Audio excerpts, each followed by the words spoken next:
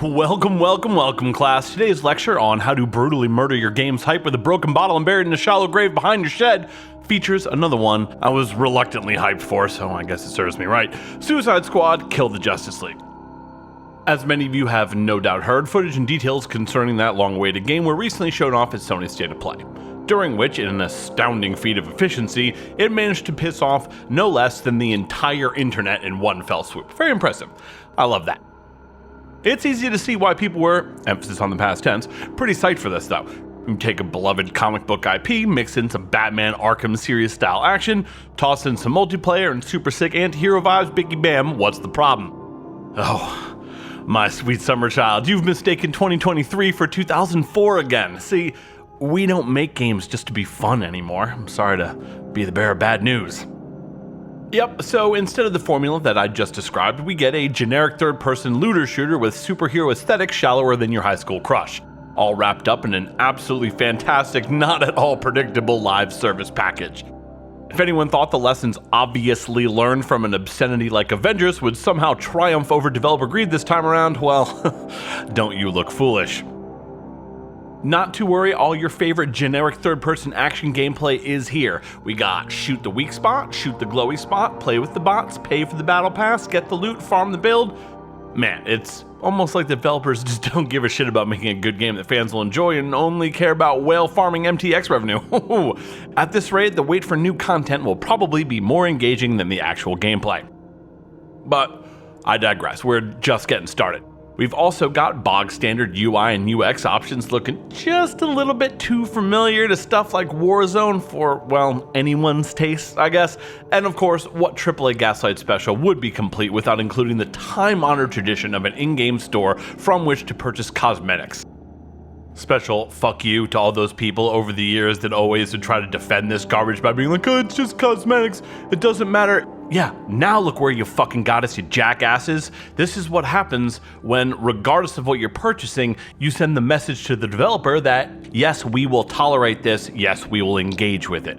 This is what it looks like a couple years on. Thanks. Congratulations, I hope you're proud of yourselves. I hope that fucking horse armor was worth it.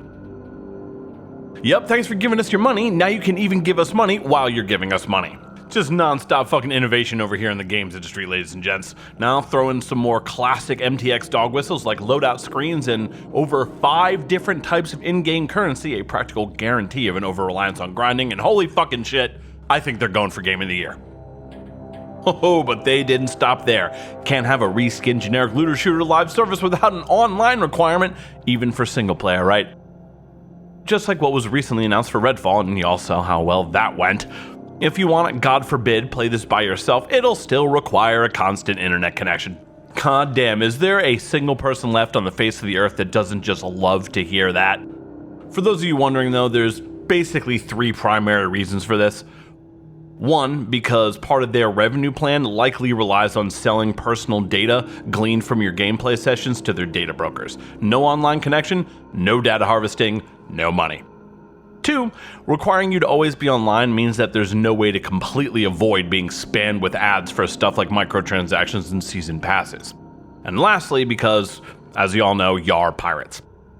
Now, am I positive that these are the reasons? Of course not, there's no way to know for sure, but there is an awful long history of games that do exactly this type of stuff, doing it exactly like this and requiring a constant connection, so what do I know? I suppose it just comes down to how cynical you want to be, but don't say I didn't warn you. But yes, it is undeniable, the gang is all here, folks. The perfect formula to absolutely annihilate all trace of hype for a game, topped off with the tasteful garnish of a hefty like-to-dislike ratio. Man, it's just classic. We got a word for this, folks. Bootleg. This shit looks mad booty, and everybody knows it. Fucking rip. I was really looking forward to this one, and for those of you that also were, man, I'm sorry to be the bearer of bad news, but yo, this does not look good. Goddamn. Good night, sweet prince. You were always too good for this world. Woke up, smoke up, blunt, then I pass out. Pass out. Woke up, what up, smoke up, blunt, then I'm back down. Back down. What? Yup, woke up, smoke up, blunt, then I pass out. Pass out. Woke up, what up, smoke up, blunt.